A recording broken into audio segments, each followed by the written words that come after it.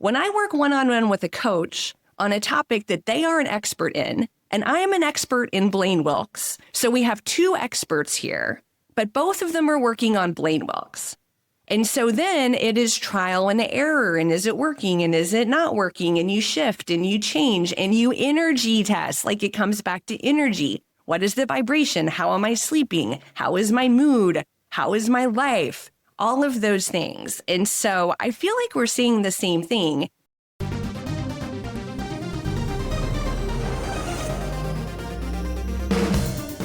Welcome to the world of energy, where science meets spirit.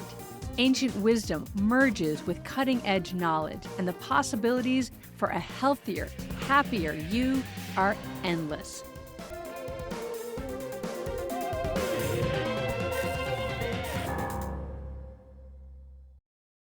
Hi, everyone. Welcome back to another episode of Energy Works. I finally was able to pull it all together so that we could do a recording together. Hi, Blaine. Hi, Lauren. Happy to be here. I am happy to see you here. We've been trying to get on the same page, isn't the right word, the same web, the same, I don't even know what you would call it, screen. And so here we are, and we're going to talk about what some people in the longevity world just at this point groan, roll their eyes, can't believe they're having to talk about this yet again. And it is one of the biggest discussion/arguments, I want to say, in the longevity world, in the longevity podcasting world, and what I called the bro boys of longevity. And I'm using that word affectionately because I really love a lot of these teachings coming out of that world. But it is very male dominant, the longevity world right now, which is interesting because women actually are known to be longer livers than men. There's a lot of reasons for that, and there's also some adjustments that might tweak that slightly. But the big conversation that everyone rolls their eyes about is protein, the macronutrients, what we should eat, because diet is considered one of the most important pieces of longevity. And I've been having these internal arguments with myself as I go through the research of Dr. Valter Longo, and then I go through the research of Dr. Peter Attia, and then all of the sort of other people that kind of fill in the edges on those two kind of main proponents. One of eat a ton of protein, like so much protein that you cannot even imagine that you're eating this much protein, and then eat some more. That's Dr. Peter Attia. And then the other end of the spectrum is Valter Longo, who says, well, he's changed his tune a little bit over the years. And Blaine, you're going to share some of what you know about that, because I'm a little bit newer to Longo's research. But what he says essentially is that we need way less protein than all of these other proponents for the high protein diets.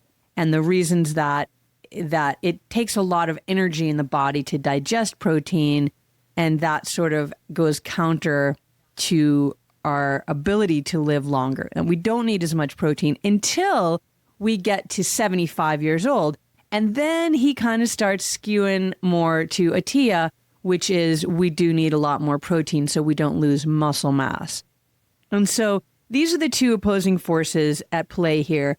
And I really struggle because I don't know how to read the raw data that these guys, they're guys, so I'm going to say these guys are working off of. And often when I'm looking for guidance or advice from a doctor, from a book, from research, from a podcast, I want them to tell me this is the research and this is what they found out. Now, I know that you can tweak the research to say whatever you want. Coffee is good for you, coffee's bad for you. Red wine's good for you, red wine's bad for you. Fat's good, fat's bad. Like, everybody can pull the data to prove their research points. But it's really insane to me that these people are pulling from the same data and the same research, and one person is saying eat as much protein as you can. And the other person is saying, eat way less protein than you even thought you should. And both of these are going to lead to longevity. So before I get to whatever conclusions I've made, I decided, since I have reached out to both Longo and Attia to come on my podcast, neither one yet has accepted. Still out there, dudes. If you want to come on my podcast, please reach out. But then I'm thinking, who is going to help me figure this out? Because it's kind of been driving me crazy. And I thought, OMG, faceplant, head to the forehead, hand to the forehead, because I actually have somebody on speed dial who can interpret the data, who does have very good input on all of this stuff and serious research behind her. And so I decided to call a friend, and that's you, Blaine, to help me and all of us figure out really what's going on. All right. Quite an intro. I know Lauren has been trying to talk me into this podcast for months. And I mean, she hasn't, it's just like she said, timing. I mean, there's been no resistance to it. It's just navigating everything else we want to talk about in our schedules and this and that. And so here we are. And I prepare for every podcast. I have not prepared a whit for this one.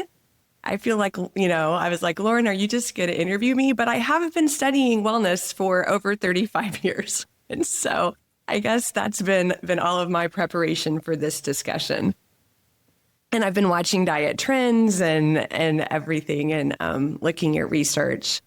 And I am not all wrapped around the axle about protein in any way, shape, or form, because I think many things. I mean, I've been watching different debates over different things for years and years and years and years.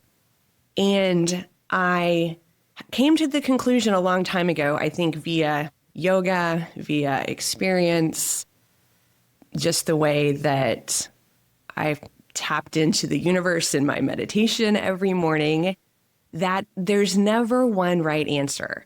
And the human brain, the ego, right? Everything is like, I want one answer. I want to be right. I want someone else to be wrong.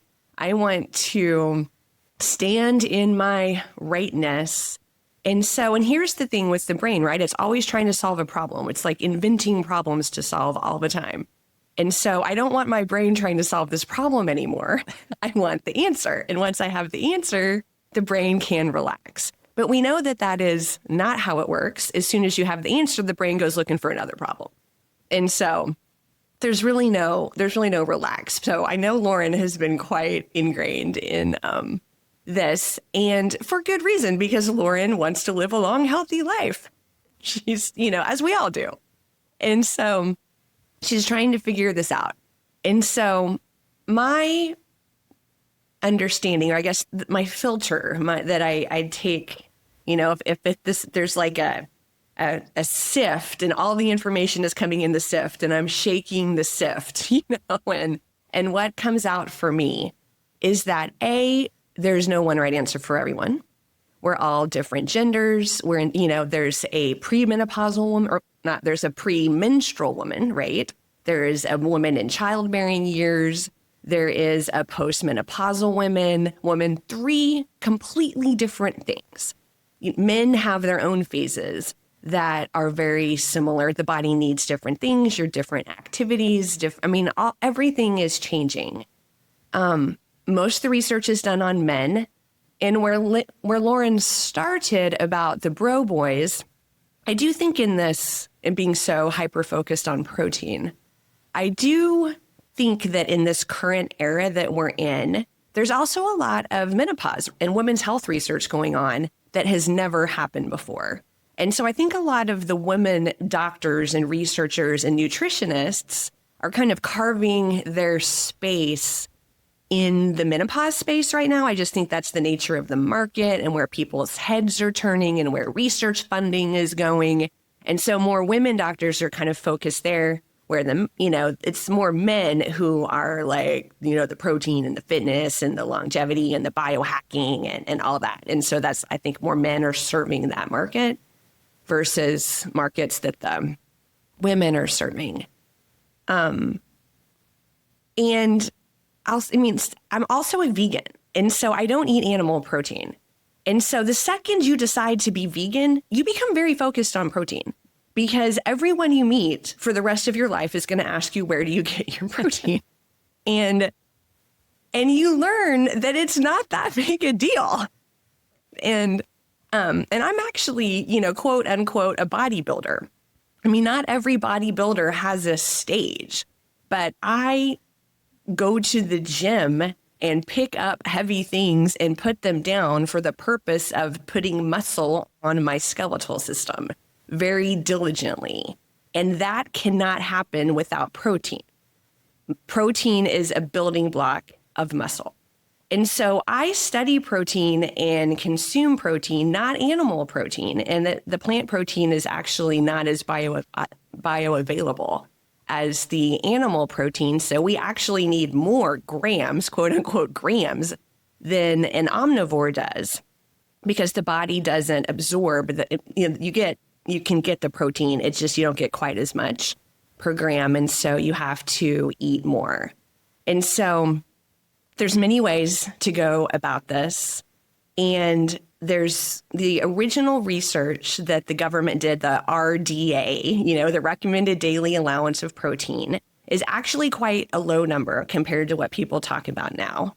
And it was created, like post-World War I think, is when they came up with all this RDA stuff because there was a lot of rationing and not as much food available. And so the government got interested in like, how much does everybody really need so that the government could step in and make sure that everybody's getting what they need. So they came up with a protein number way back then.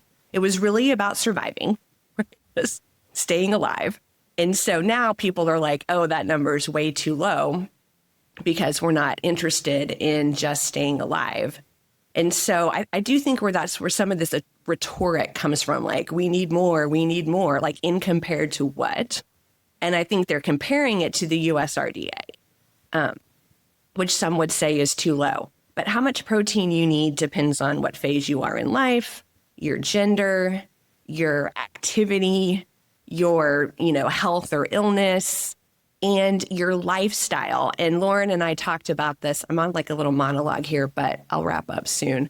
Lauren and I talked about this recently because Dr. Longo, Valter Longo, who she mentioned, I started studying his work, over 10 years ago.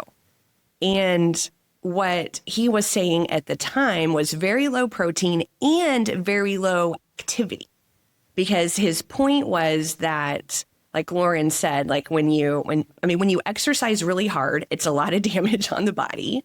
And so your body has to constantly be recovering from damage, and that affects your longevity. The same thing when you eat a lot of food, although the plant protein is a lot more easy to digest than the animal protein. But when you eat a lot of food, then your body is going through a lot of oxidation and waste process and all this sort of thing. So he was like, and we know that most Americans eat too much. And so I think, him and many people, when they're saying, eat less, it's because the reality is so many Americans eat a lot and move a little. And so there's all this excess nutrition. And so where he was going was continue to move a little and eat a little. And so a body that's just not working very hard is going to live longer. When I got an understanding of what he was teaching 10 years ago, my immediate thought was, not for me. I am not the sit in the chair, don't move a lot, don't eat a lot, be a frail lady at 110. Other people, that might be an incredible opportunity for them. And, exactly what they want. It's just not me. I want to exercise hard. I want to burn. I want to sweat. I want to fall asleep the second my head hits the pillow because I've had such a full day, which it does. I want to lift weights. I want to be walking upstairs carrying bags of groceries and going, I want to be very fit. And if that takes a few years off my life, but I'm super fit and active and happy till the day I die, I'm very comfortable with that. And so the lifestyle and desire part of this, I think, is super important because both ways are right. When I studied Ayurveda in India, when I was studying yoga in India, we had a whole Ayurveda module. And one thing we learned there that I carried with me is that when you're thinking about or you're responding to the question, if something is good for you or something is good for someone, you should always reply for whom and when. Is protein good for you? For whom and when? For whom and when? And so the answer can be really different. Person A, person B, is 150 grams of protein good for you?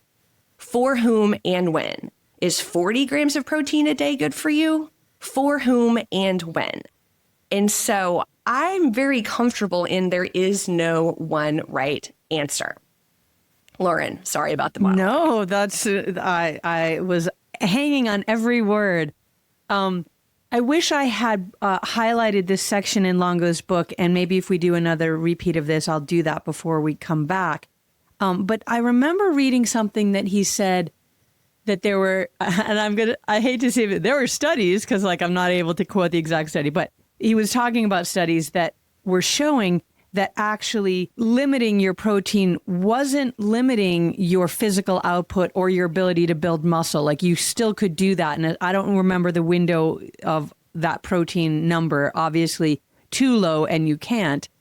But what I was really struggling with, because I love what you said, the brain just wants an answer, whether that's ego or whatever that is, we'll put that aside, because my brain has really wanted an answer to this, because it sounds so weird.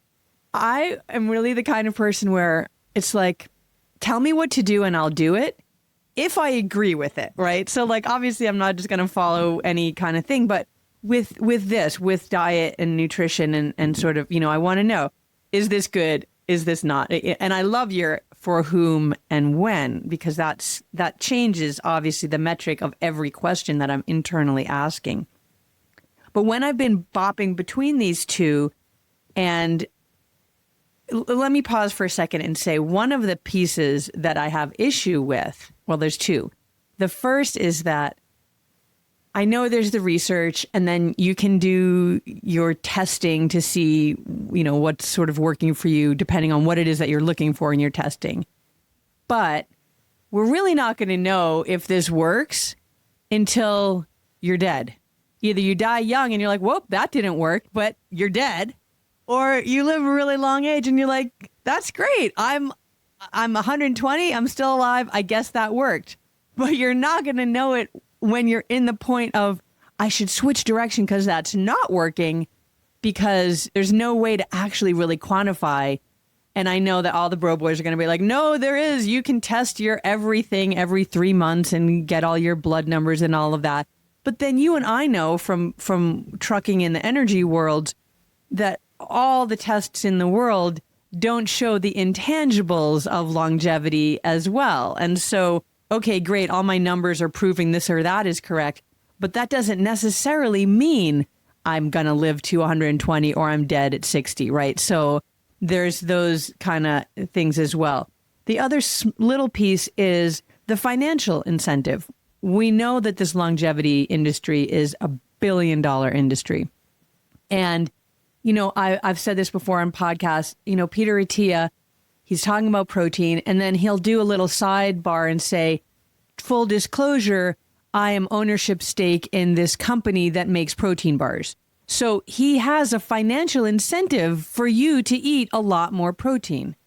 And then Longo on the other side has these fasting mimicking diets, which are all about the research that's saying that, if you eat less, then you live longer.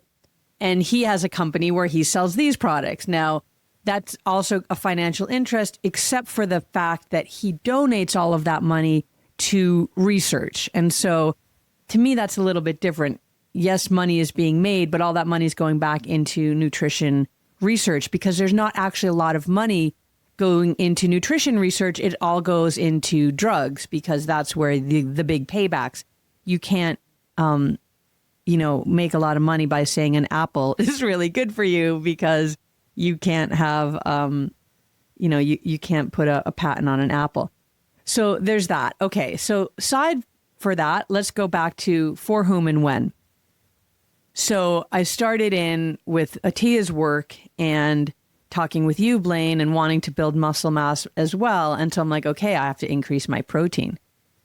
And it's not only increasing your protein, but you also have to spread it out because your body can't absorb that much protein at one meal. And so I think at that point I was supposed to be eating 100 to 125 grams of protein based on my weight. And that's a lot of protein. And I am an omnivore, so I can eat, a chunk of meat that's going to give me, say, 25 grams of protein. But that's all you can get at a sitting is 25 grams. So if you want to eat, like, this sounds gross even to me, like a bacon double cheeseburger, you're going to have way more than 25 grams of protein in it, but you're not going to absorb all that protein at that sitting anyway. And so you still need, that's 25, and then you need throughout your day. So while I was on, very briefly, this plan, using the word plan loosely, it was nauseating to me. Like, I could not eat that much protein. It was really I was like finishing my days. I'm like, oh my God, I need to eat another handful of nuts. I haven't reached my mark yet. It was exhausting. And then I went to Longo's book. This is not right back to back, but eventually. And I felt such relief. It's like, oh, I don't have to eat this much protein. And I went back to eating a reasonable amount of protein, but not an Attia amount of protein. And I just felt so much better. My digestion was better. I felt less tired. I was tired eating this much protein. And I just felt like I could do it. Like, I wasn't having to micromanage my meals to like jam in as much protein. And to be honest, I'm not a competitive athlete like you are, but I didn't notice a big difference either way of my energetic output. I wasn't like training and testing oxygen and testing muscle mass load, all that kind of stuff, but just my own anecdotal. I could hike as far or swim as far or whatever it was that I was doing, and I felt virtually the same. So that was my like N of 1, and not coming up with any real answers because I'm still at the crossroads of these two people talking. And so I wanted to come back to you.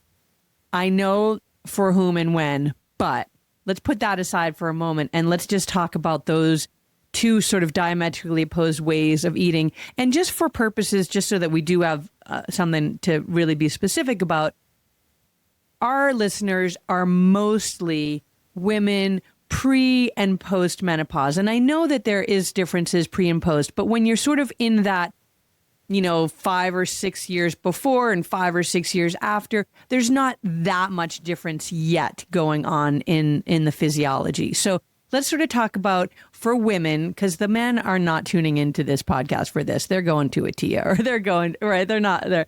So we're talking to women in that, pre, post, sort of middle age, young middle age to old middle age, whatever you want to categorize that at. Let's have that be our avatar. Okay. Well, I feel like you have your answer for you, Lauren. I think you just told all of us what the answer is for you.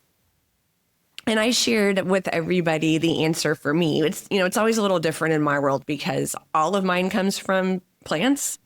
And so my top end is really fiber. I have an I eat 85 to 100 grams of fiber a day because I eat so many, and women are supposed to get, I think 30 or 35 a day, which actually it's some huge number, like 95% of people don't even hit their minimum amount of fiber a day. I triple it which is really good for the microbiome and all these things. I just have an incredibly high fiber diet, but it's still, I can only eat so much fiber. So that kind of ends up being my top end is getting to, I'm just can't eat anymore because of all the fiber. And so, you have your for whom and when, I have my for whom and when, where things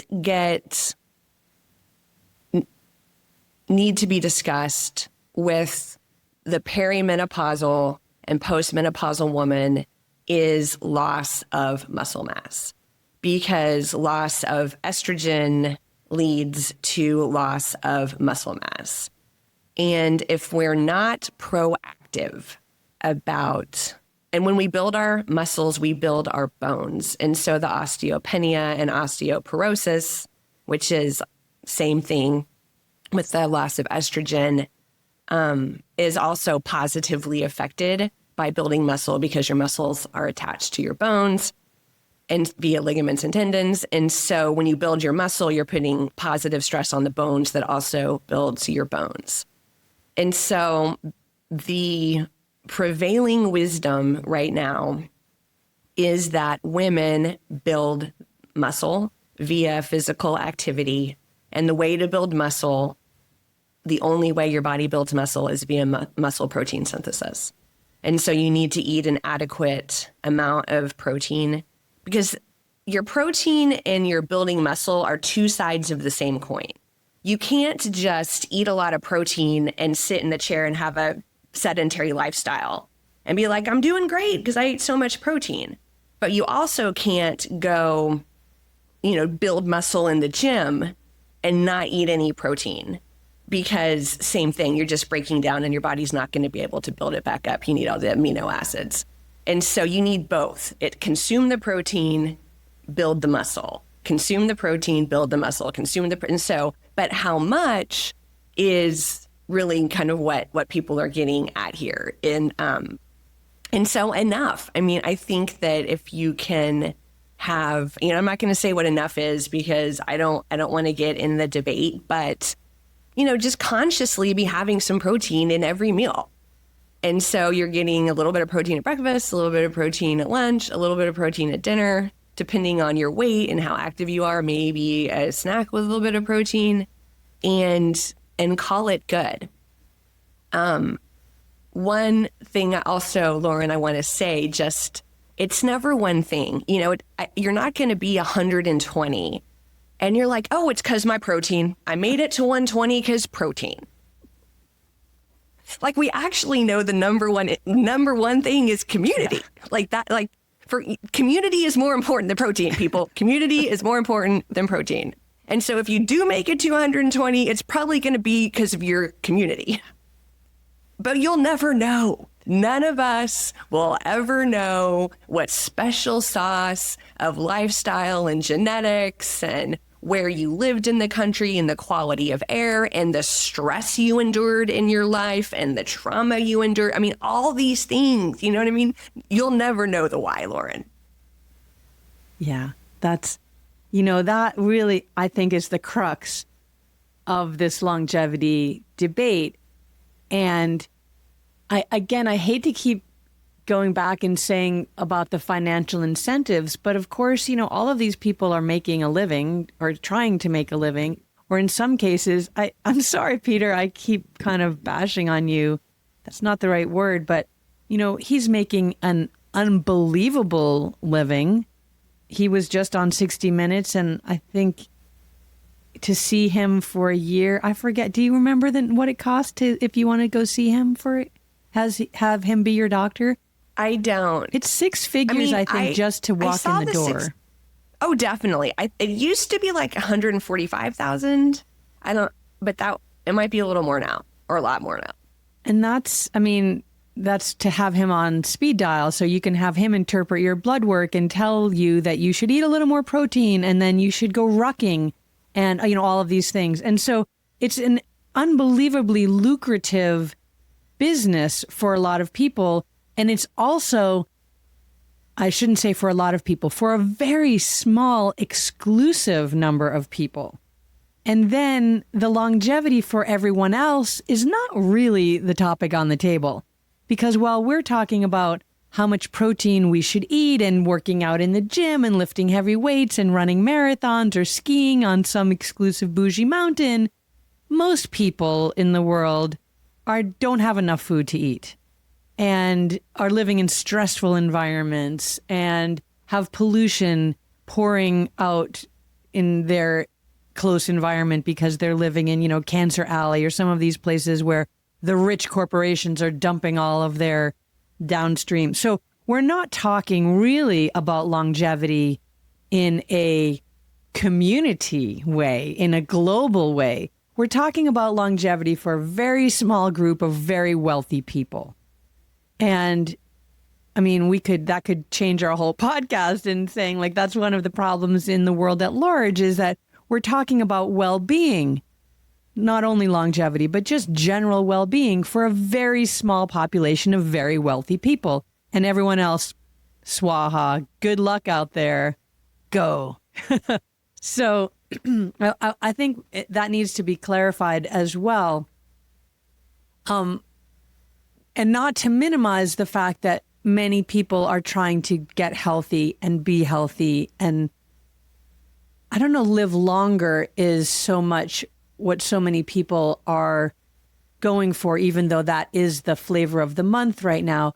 But trying to live better, be healthier, not succumb to the 4 horsemen diseases that start around, interestingly enough, this same time in life for men and for women. That sort of young middle age, anywhere from like your late 40s until your mid to late 50s, is the time where those disease patterns start to show up. And so people are really starting at that age to say, okay, now I want to get a handle on this, whatever is potentially coming down the pike at me. I want to be more proactive about that. So I think those are some of the good things coming out of these conversations. But just to turn it back to some of the physiology, can you talk a little bit about this? And you touched on it lightly, but this correlation between these high protein diets and high physical outputs. And again, here we're getting this oppositional force. Longo says the more you work out and the more you eat, the more you break down, the younger you die. Attia is saying the more you work out, the more you eat, the more muscle you put on the body, the stronger you are, the longer you live. Those are oppositions. Those are total oppositions. So talk to us a little bit about how they can both be saying that the data supports their positions. Because it does. Like you said, there's data that says coffee is excellent for you. There's data that, says coffee isn't. I mean, that's why human studies are almost impossible to do. I know you mentioned so much money goes into pharmaceutical research, but also nutrition research. There's too many variables with people. You can't take a person and put them in a box and just have them do a certain thing for their entire life and study them. It's just, you can't. And so what you can do is take little slices of this and that and this and that and look at them. And, there's always human bias.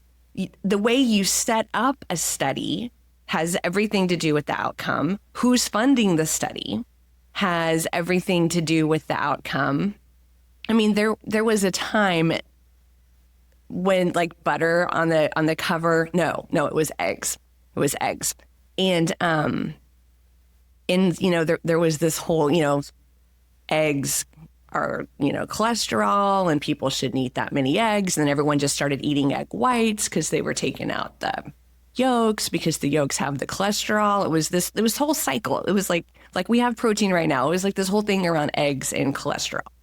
So there is a whole egg farm world and a lobby and financial interests in selling eggs. They were having a problem. So what they did was funded a study to show that eggs don't raise your cholesterol. And then sure enough, they came out with results that said that eggs don't raise your cholesterol. And this is how they did it. And then it was all over Time magazine, eggs don't raise your cholesterol, everywhere. People still will say this. They believe that eggs don't raise your cholesterol because of this thing that happened many years ago.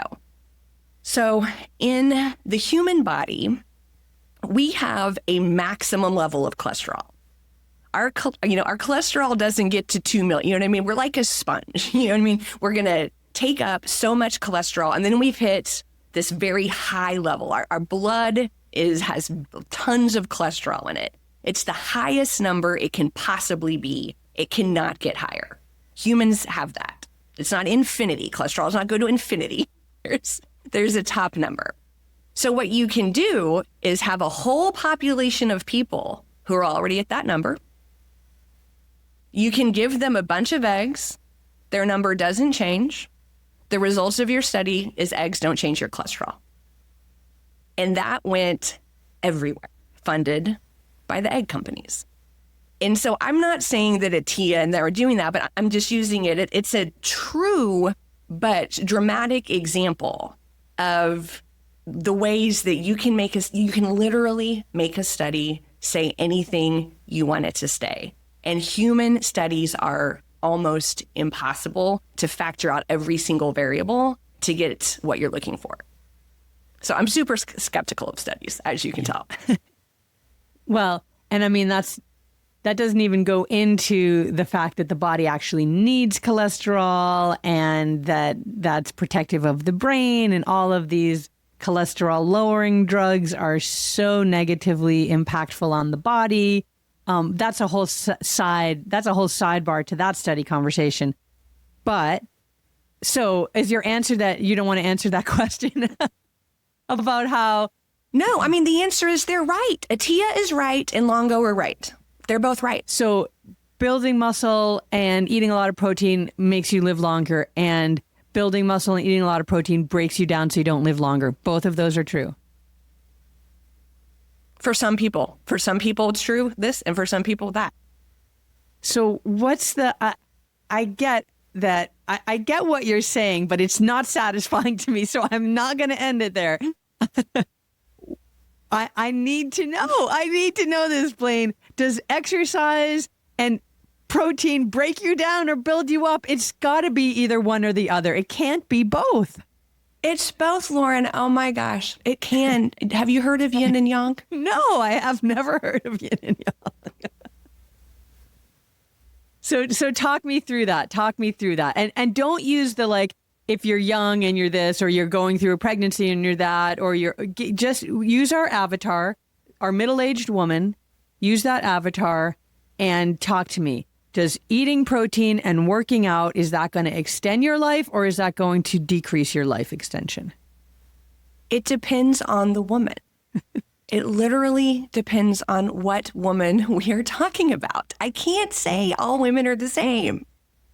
Okay, so how is this conversation then helpful to our listeners if what we're telling them is all of these books that you've been reading, all of these podcasts that you've been listening to, there's no conclusivity to any of this research. You're on your own again.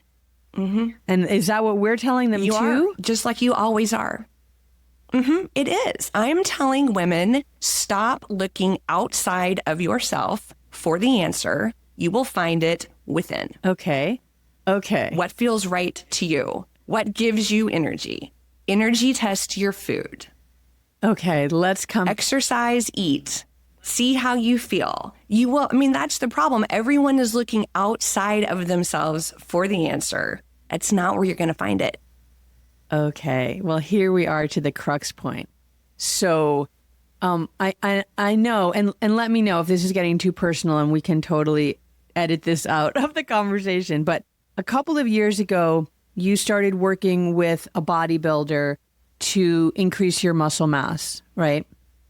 On a vegan diet, because you are vegan, so obviously that was how it was going to be. And so you increased your protein intake from what it already was, which was pretty high, to even higher, and then increased your gym workouts. Is that what you ended up? Yeah. I mean, I wouldn't say my protein intake was pretty high before that. Okay. But I did increase my well, let's talk about that. So your protein intake wasn't that high until you started doing this bodybuilding? Yeah, I would say it was very inconsistent. Very inconsistent.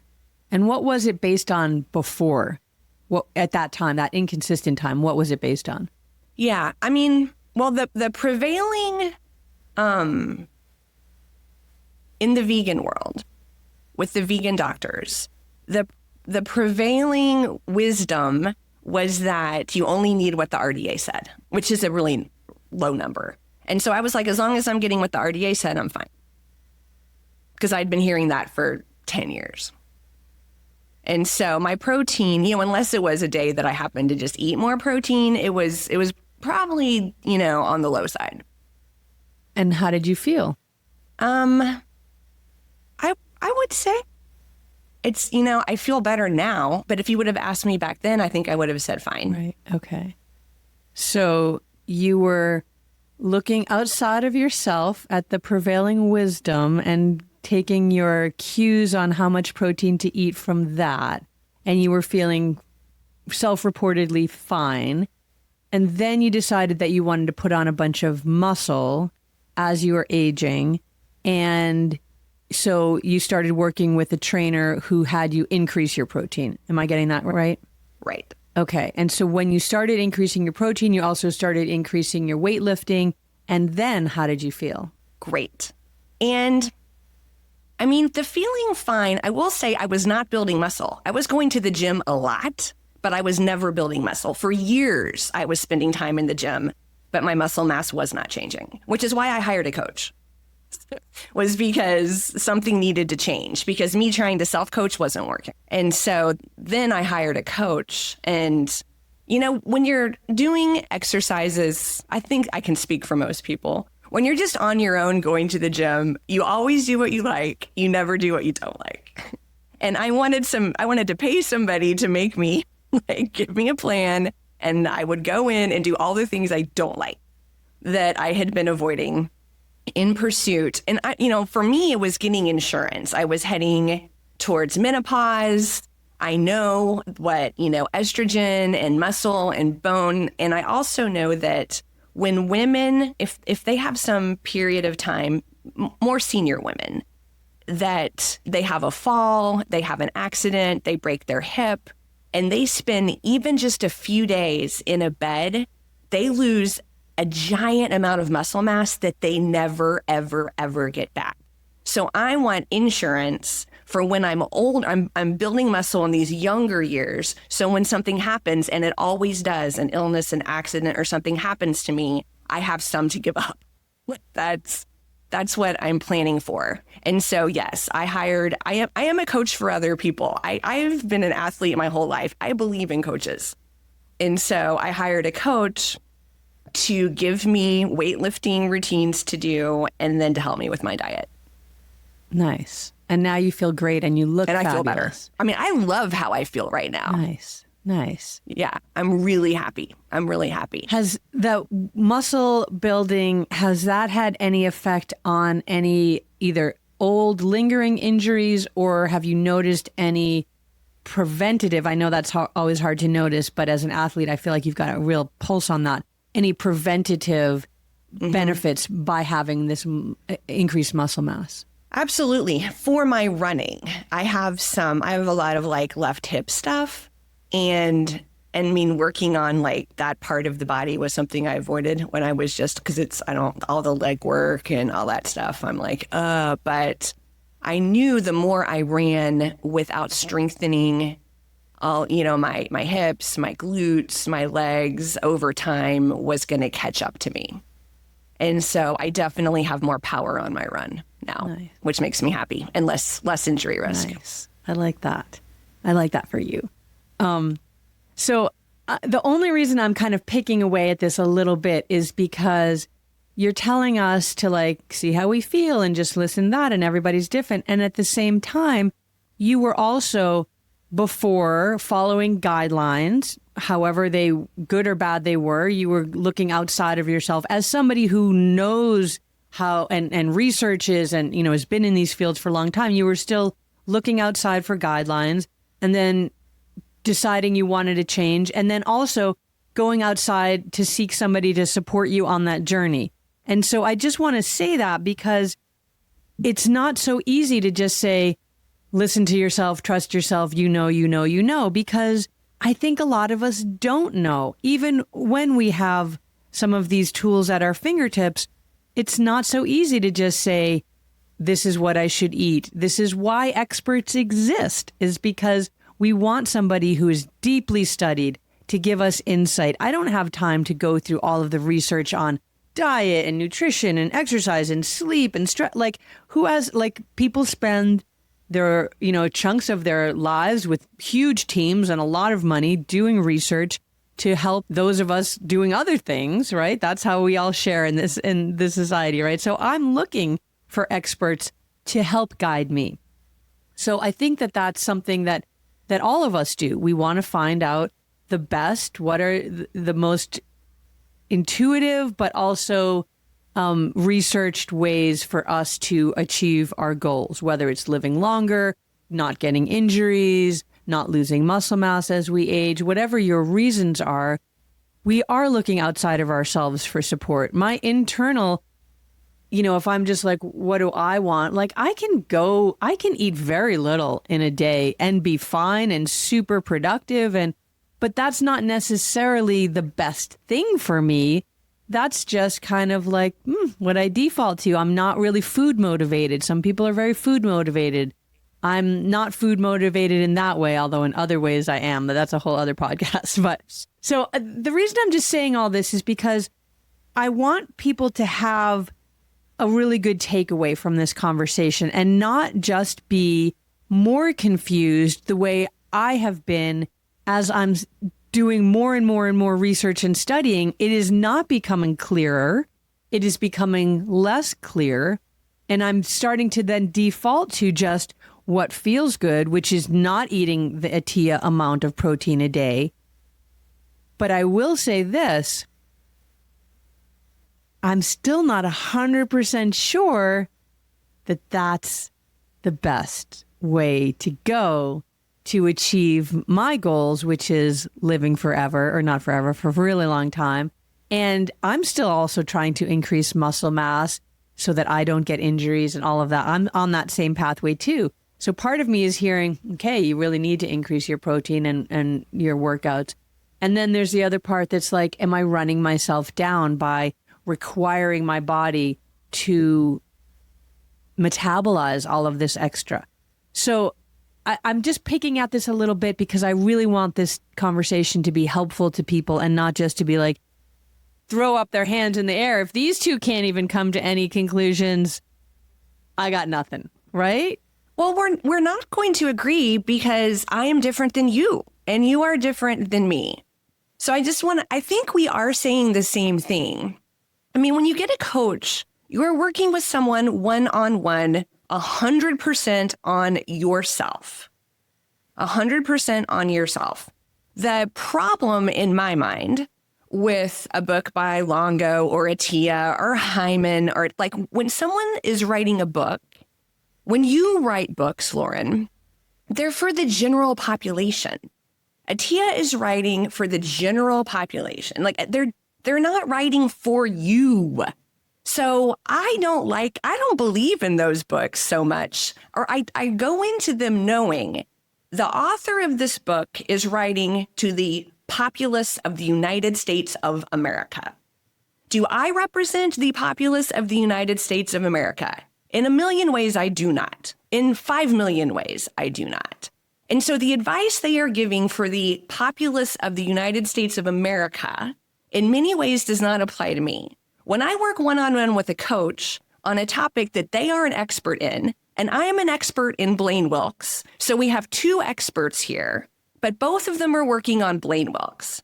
And so then it is trial and error, and is it working and is it not working? And you shift and you change and you energy test, like it comes back to energy. What is the vibration? How am I sleeping? How is my mood? How is my life? All of those things. And so I feel like we're seeing the same thing. You can get outside help. You should work with a naturopath, work with a doctor, work with a friend, work with somebody who's helping you figure out what's best for you. I like that. I like that advice. And we've talked about this a couple times in this podcast today. So I want to just tease that out a little bit, this idea of energy testing, because this is one of the most interesting, dynamic, and powerful pieces of the energy medicine work that you and I both learn and study and teach. This came from applied kinesiology, and we both learned it through the Eden method. And it is a way of testing what makes you stronger or what makes you weaker. And you can test a variety of things: substances, foods, medicines, supplements, books that you might read. You can really test anything, because things that come into your fields, affect your body, even if you're not taking them into your body. People affect you, right? Some people take your energy away. Some people make you feel stronger and happier and more joyful. I know that and I know you do this as well, I limit the things that I watch and read, because I don't want to take into my, even just, I don't know if you're watching, but if you're not watching this, I just kind of like shrugged up my shoulder and like shrank in on myself. If I watch a TV show that's really violent or something like that, I don't want that in my body, because that's where then it resides. It lives then in your fields and it affects you. And so there's ways that you can test to see what things are empowering for you and what things are disempowering for you. And it's a sort of a bridge to your intuition as well, because we do have this inner knowing that we often don't listen to, that if we get really clear, we can tune in and hear that. We do have a podcast on energy testing. I think we talk about pendulum testing. We will link to it in the show notes. Awesome. We've already done it. So this has been a very interesting conversation. I hope that it has been interesting for all of you.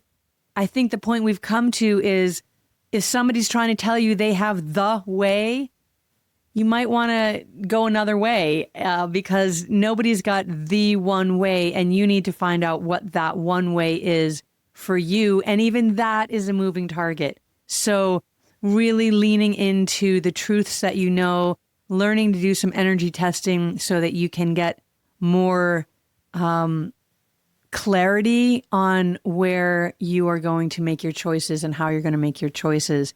And we're really glad that you chose to spend some time with us today on Energy Works, and drop some feedback into the comment sections and let us know your thoughts on diet, longevity, nutrition, and all things energy. And we will see you next time on Energy Works. Thanks, everybody. Alrighty, energy fans, that's a wrap on another positively charged episode of Energy Works. Lauren, this is the part where we get to use our energy puns. It's been electrifying, hasn't it, Blaine? We hope you've enjoyed it as much as we have.